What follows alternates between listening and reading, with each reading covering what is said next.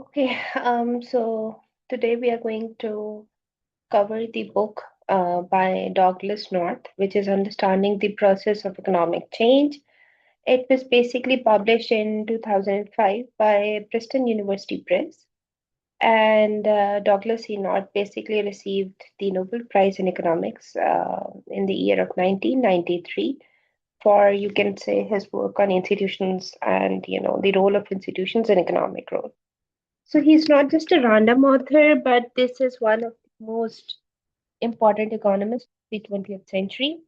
Um, I started the first book on institutional economics by the same author, and I believe that this is one of, very foundational book that anyone who is interested in institutional economics should study. So um, now, before I say anything else regarding the book, I want you to understand something that this is not a normal economics book. If you are expecting graphs, regression tables, and equilibrium conditions, then this is not the book. North Douglas is doing something which is much more ambitious here.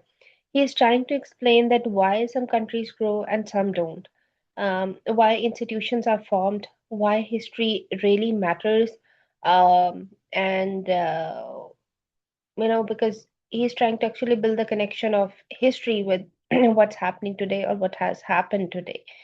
Now think about this question from day one of your PhD because these notes will be used by my PhD students. So I wanted to think about this from your day one. That why is Pakistan's per capita income roughly around $600, while the South Korea, which in the 1960s had a low per capita income than Pakistan, is now at around $35,000. So standard, you know, um, economics tells us that if you get your prices right, which means that you reduce the inflation, you improve your fiscal balance, then things are going to work out. But the North Douglas says no, you are looking at the wrong thing. The deep answer in the issues that we face today, the economic issues that we face today, is in the beliefs, is in the institutions, and in the history. So this is what the whole book is, describing, and I hope that this lecture opens your mind completely because we are going to move between economics, cognitive science, history, philosophy, and political science. And North Douglas, all he's trying to do is to bring all of these things together in a nutshell in this book. So let us just get into it.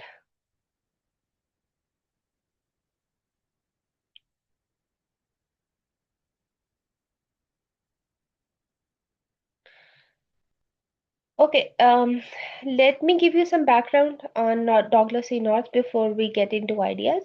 Douglas C. North was basically born in 1920 and he passed away in 2015. He spent most of his career at Washington University and was one of a senior fellow at the Hoover Institute, Stanford. He received the Nobel Prize in 1993 jointly with Robert Fogel. Both of them were, economic historians. His earlier book was also very important because in 1973, with Robert Thomas, he wrote The Rise of the Western World. And I really hope that in some of my future, lectures, I will be covering that book as well. So this was basically this book, The Rise of the Western World, was basically an early attempt to explain the European economic history using institutions. Then in 1990, he wrote The Institutions, Institutional Change, and Economic Performance, which is basically a very shorter but very influential version. And this book from 2005 is his most ambitious, and it goes much deeper into why institutions form and why they change.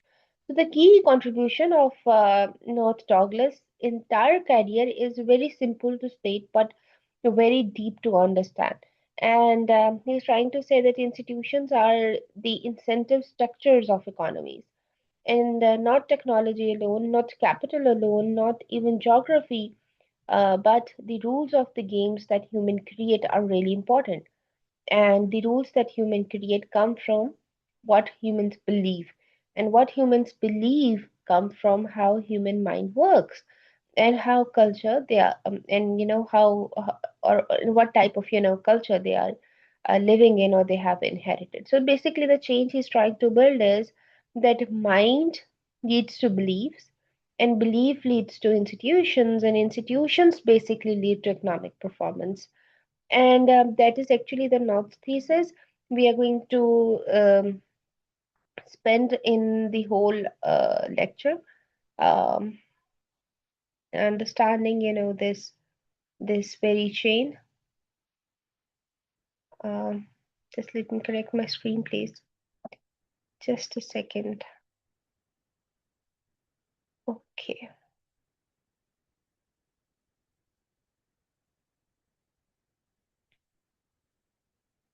So,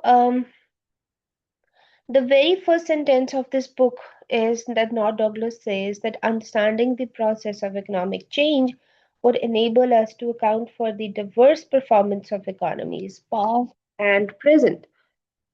And this is basically the central question of the entire book, that why do some economies perform well and others don't? And why do Western Europe pull ahead of China in the 17th century, when China was, more advanced? Why did the Soviet Union collapse? Why is the sub-Saharan Africa still stuck? And why is Latin America in a stop and go cycles for 200 years? And the most important question that stays for all of you, um, is that basically, why has Pakistan been unable to cross the middle income countries trap? And why we have had reasonable macroeconomic periods, like 1960s, and in early 2000s as well, but then we go back, why?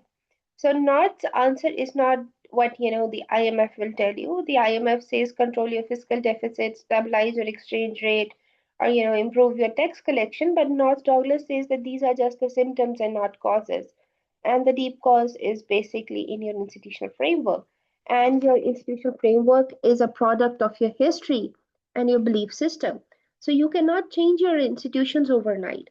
And because of that, you cannot actually change uh, the shared mentality, or the shared mental models of your country overnight. So this is the kind of thinking we need to do this in book. And I want you to hold this central question in your mind for the entire this book lecture.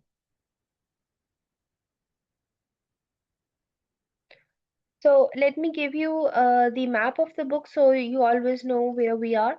The book has basically two parts. Part one is called The Issue, and it covers, chapter 2 to chapter 6, roughly.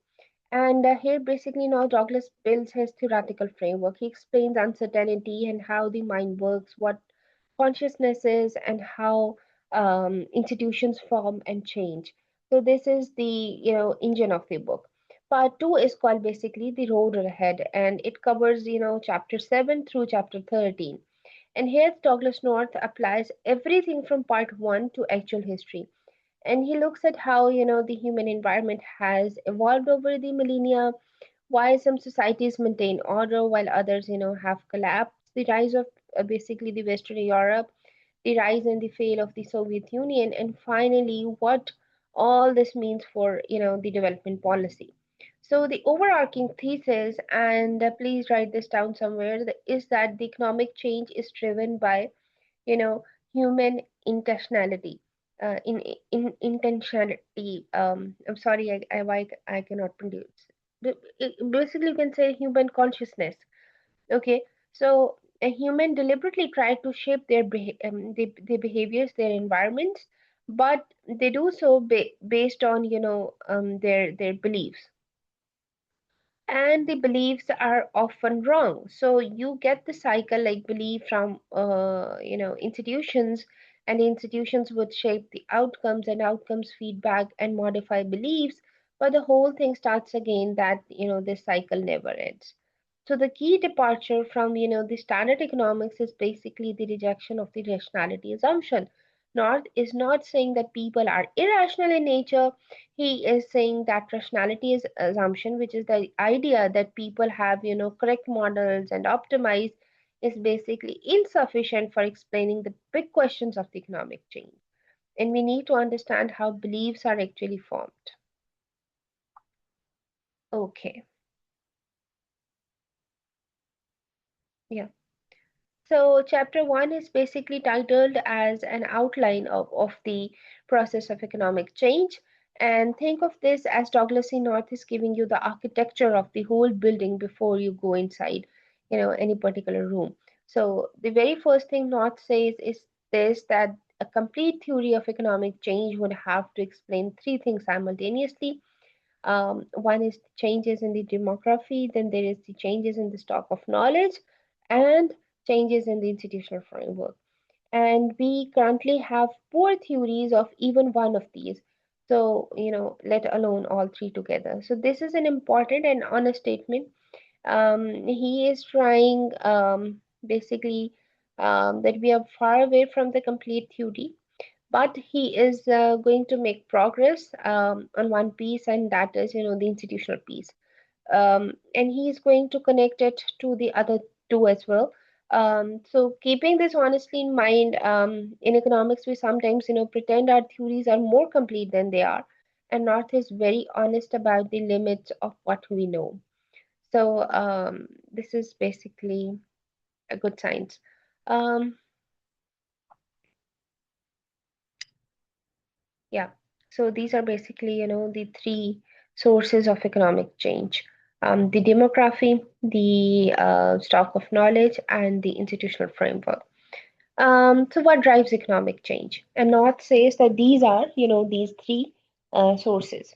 Let's talk about demography. Demography is basically the quantity and quality of human beings. So population growth matters, but more importantly, the quality of population, the nutrition, the health, the education, the human capital actually matters very enormously. And Robert Fogel's research, which North cites, shows that better nutrition alone explains a significant part of economic growth in the 19th and the 20th centuries. And in Pakistan, think about the stunting rate, which is over 40% of children under 5 are stunted. And that is not just a health problem, you see, that is a human capital problem. And that is, an economic performance problem as well. Anyhow, the second is basically the stock of knowledge. And this is the fundamental driver of growth potential. So,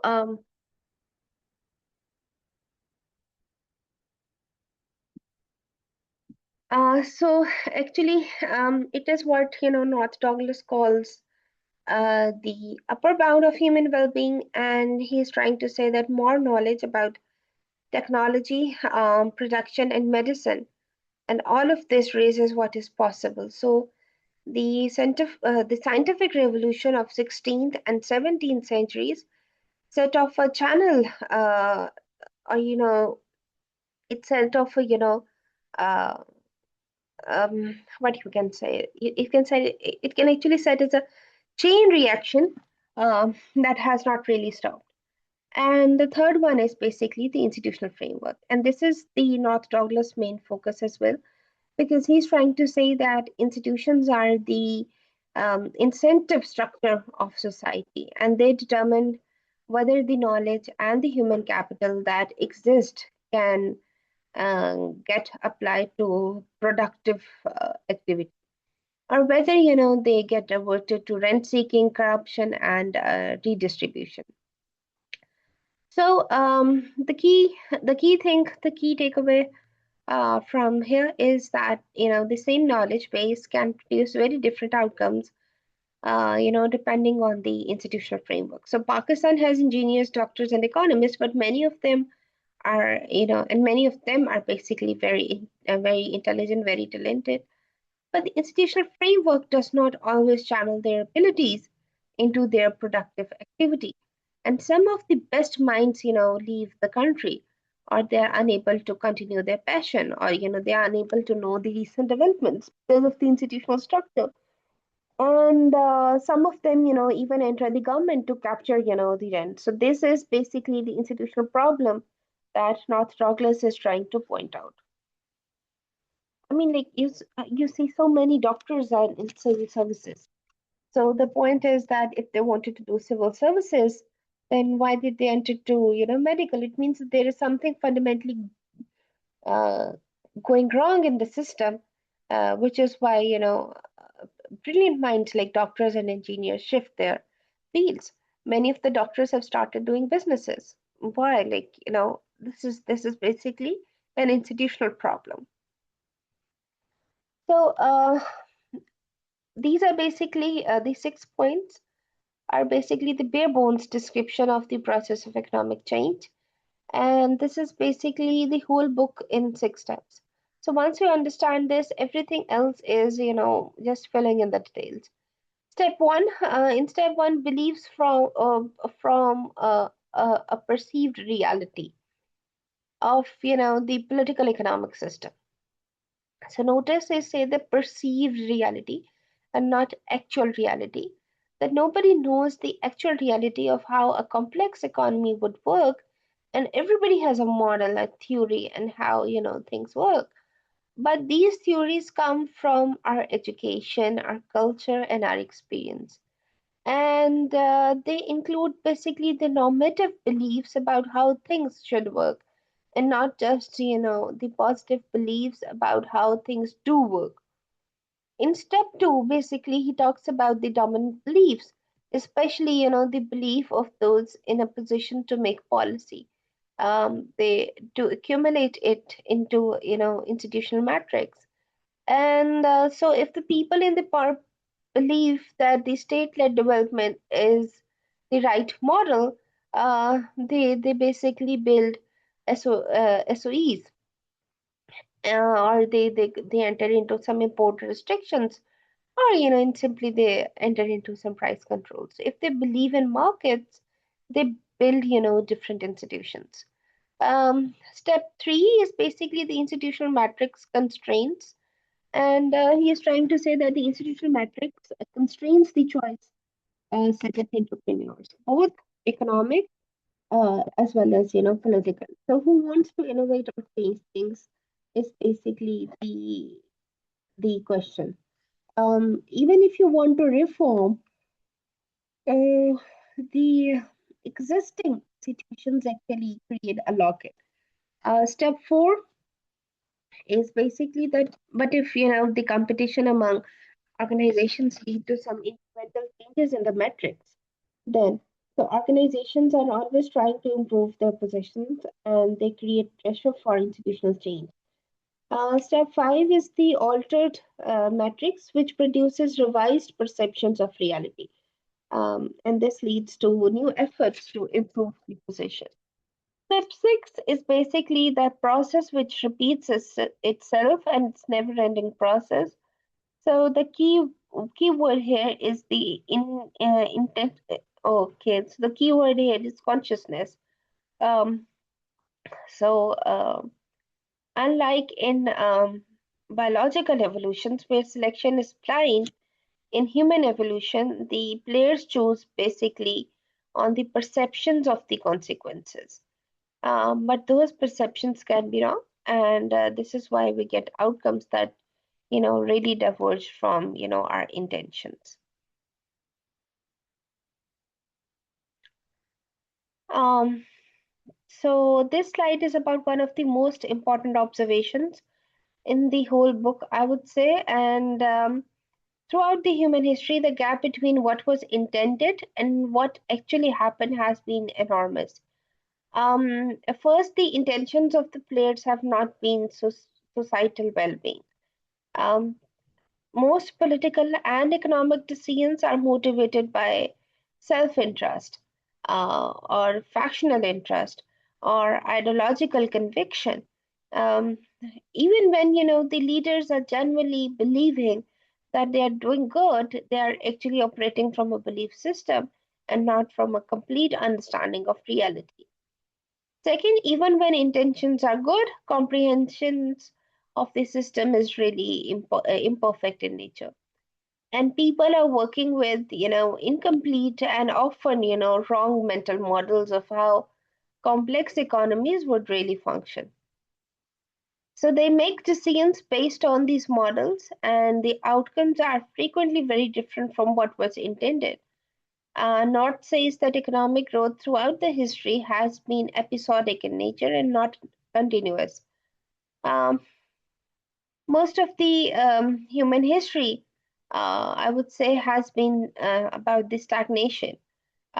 Bursts of growths are, only the exceptions and not the rule. And even when, the growth happens, it frequently stops or reverses. So think about, Pakistan's own economic history. In the 1960s, under Ayub Khan, there was rapid industrialization, but the policies created a highly concentrated, industrial structure. So it was protected from competition, which eventually became a drag on growth rather than an engine. So the intentions were good, like, to build industry, or you can say to generate employment, but the outcomes were very different, such as, oligopoly, rent seeking, or political instability. So this is basically the basic pattern that, North is describing, that when, good intentions meet imperfect understandings and self-interest, the outcomes basically comes, are very different from the ones that, you have thought about.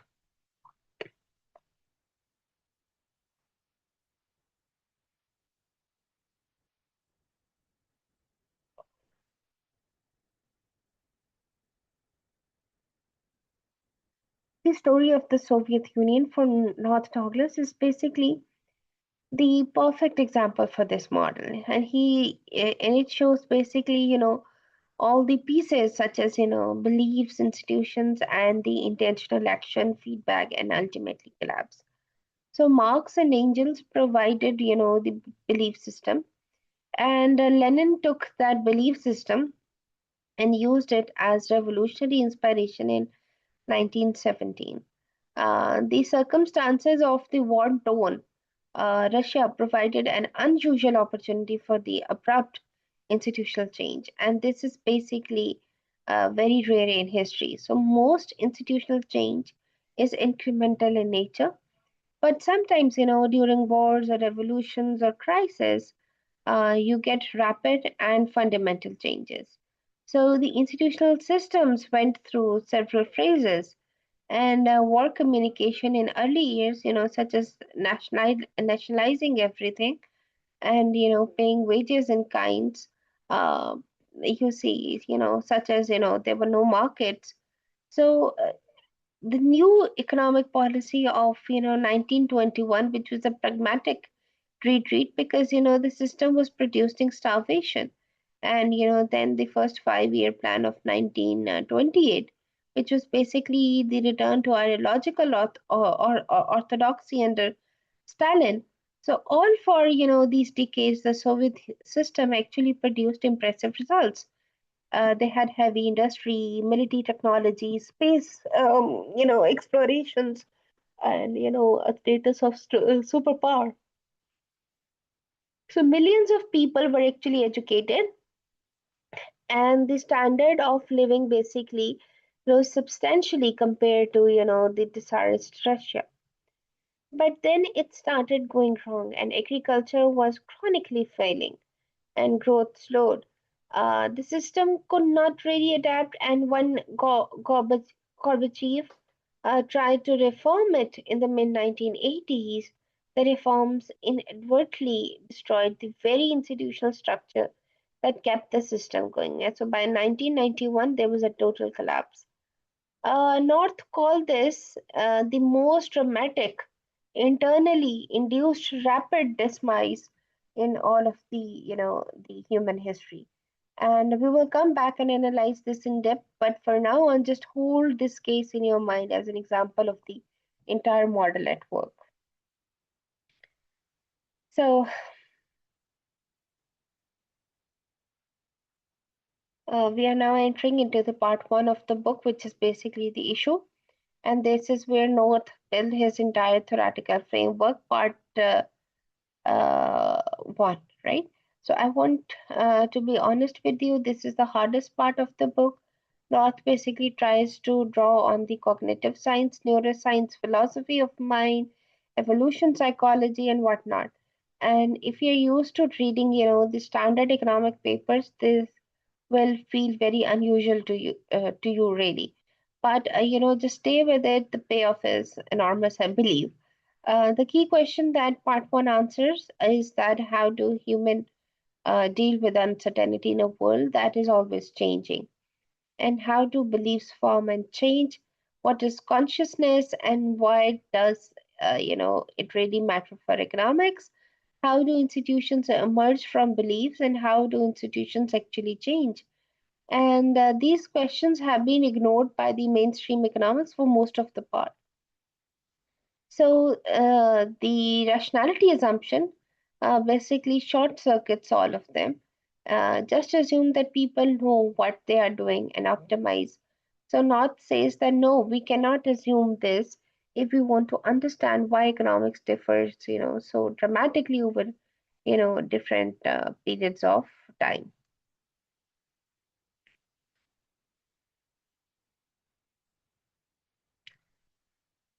Chapter 2 is basically about the uncertainty in a non erogotic world, and the two key terms here are uncertainty and the non erogotic.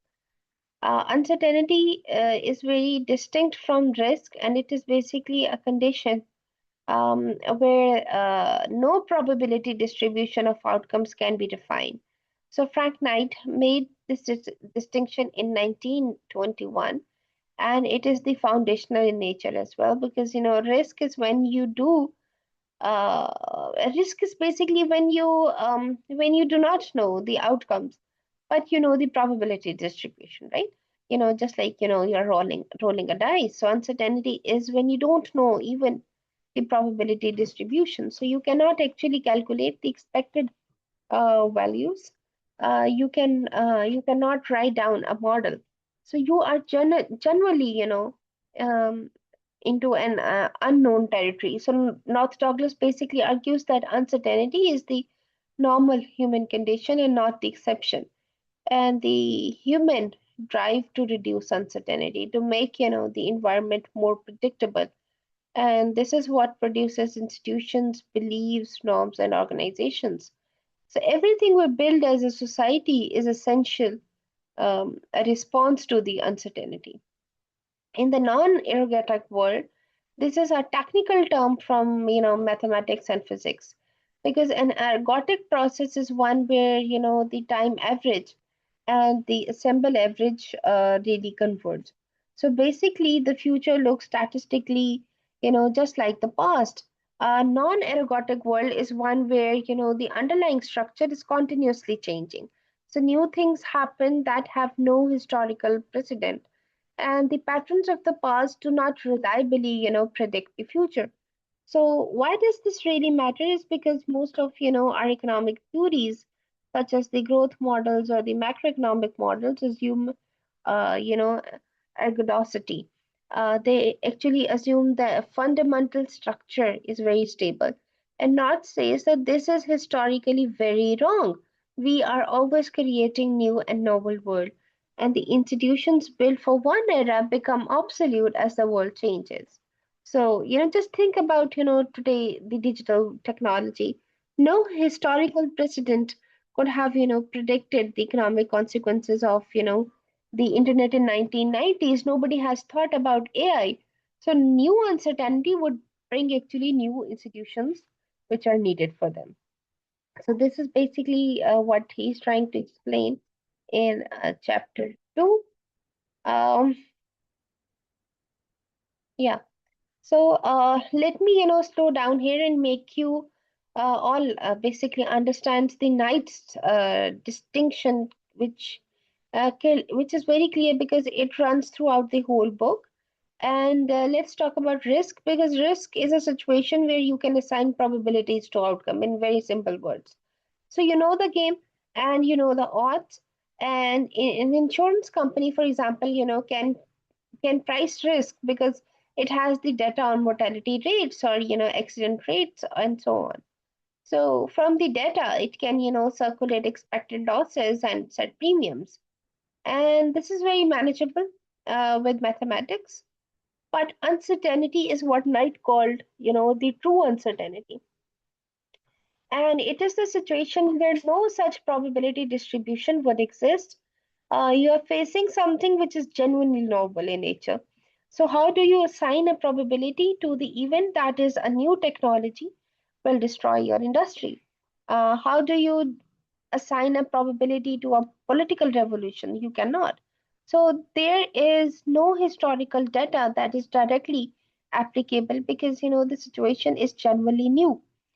Now, here is what is an important, for economics, which is that the mainstream theory has mostly ignored true uncertainty, and it converts everything into risk by assuming that people have rational expectations, which means, correct probability distributions over all possible future states.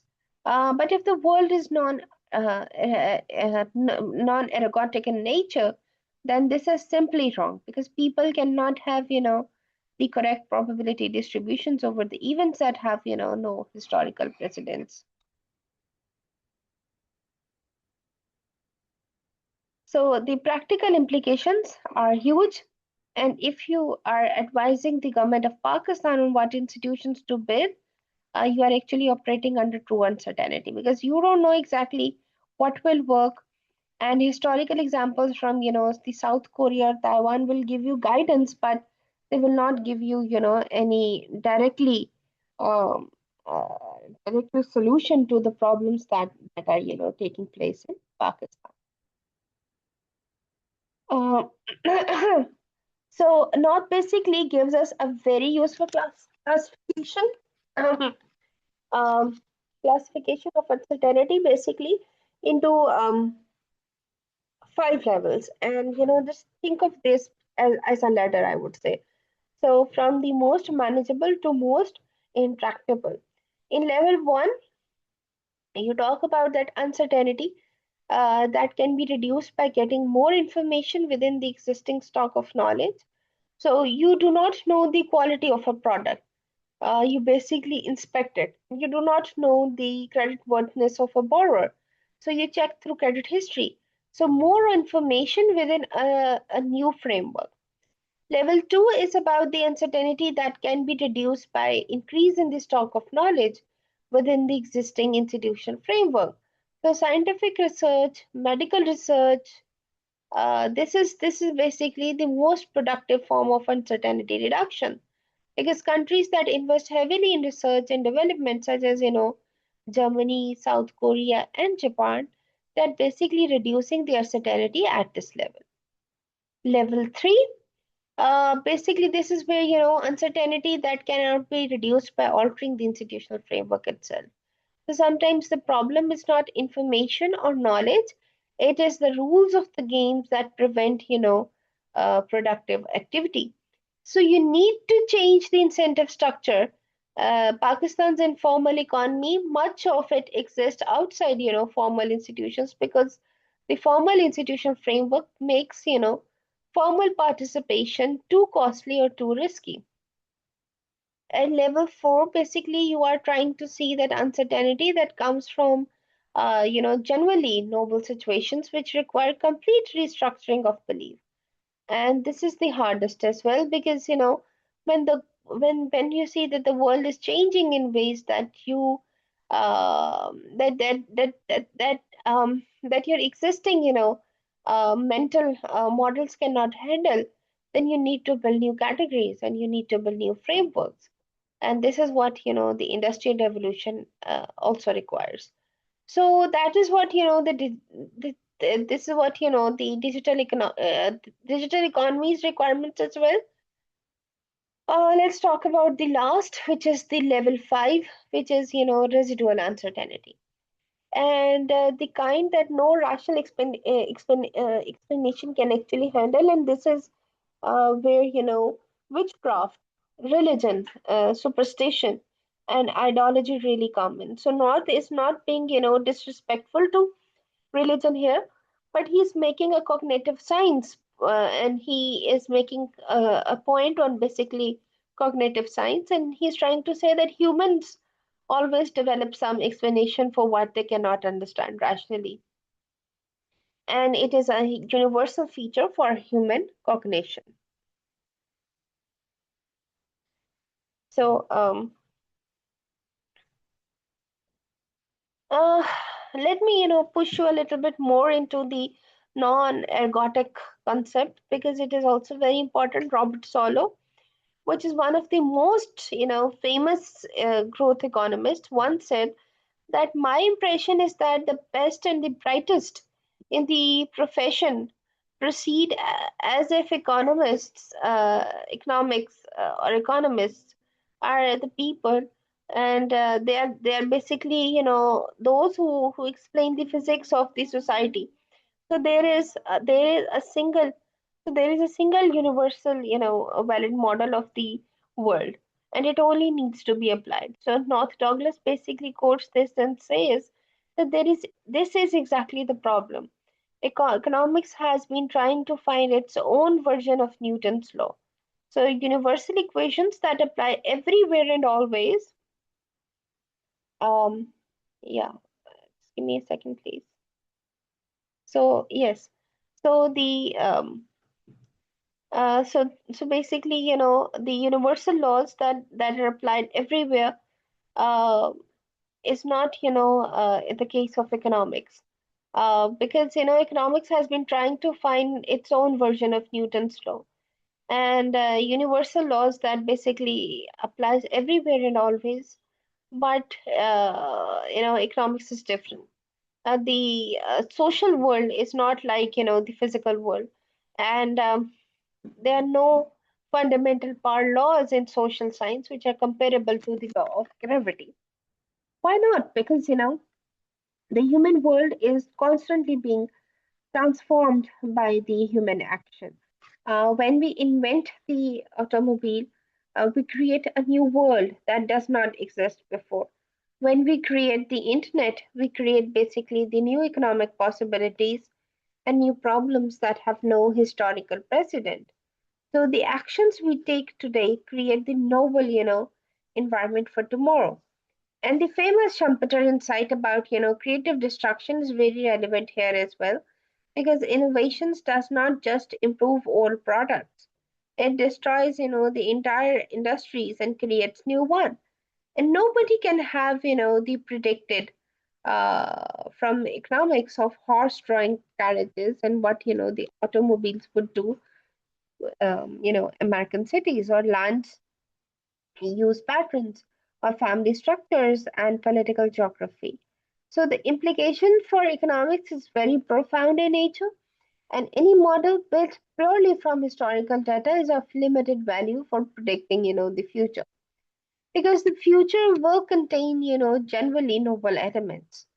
For Pakistan, this means that, the development strategies which are copied directly from 1960s South Korea or 1980s China may not work here, because the global context has changed fundamentally, and you need strategies that are adopted to your specific situation in today's world.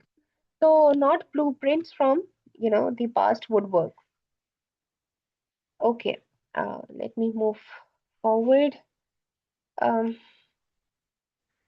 so this is one of my favorite ideas in the whole book. Ronald Heiner wrote a paper in 1983 called the origins of predictable behavior. And North says that this is the foundational for understanding institutions. So Heiner's key concept is basically the CD gap, and this is basically a gap between the agent's competence, C is for the competence, and D is for the difficulty of the decision problem they face. So here is a simple version that suppose you are a new PhD student and you are asked to design Pakistan's fiscal policy. The problem is enormously complex because there's tax revenue, there are some expenditure estimates as well. Then there are debt dynamics for Pakistan. There is political economy. Then there is provincial transfers as well. So your competence at this stage does not match, the difficulty of the problem. So what do? You follow basically rules. You stick to established framework. You use, known models. So, you use, the models if you know any, and you follow rules. So you stick to established framework, you use them, and you reduce the degrees of freedoms in your decision making. And this is exactly what institutions do at the societal level as well. So when the world is complex and uncertain in nature, which is always, the case, so human create rules to restrict the flexibility of their choices. And these basically rules make behaviors very more predictable because they reduce the cognitive burden of the constant decision making.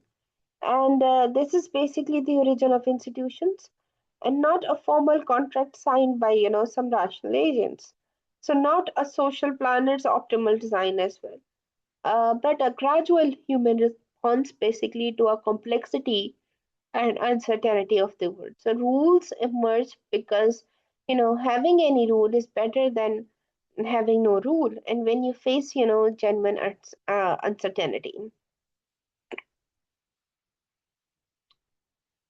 Okay, so institutions can actually improve your ability to control the environment even if your beliefs about the environments are incorrect. And a wrong belief that is consistently applied creates some kind of predictability. So that is basically better than chaos. And this explains basically that why institutions can persist even when they are inefficient in nature, and they are providing the basically the service of reducing the uncertainty even if imperfectly. Okay.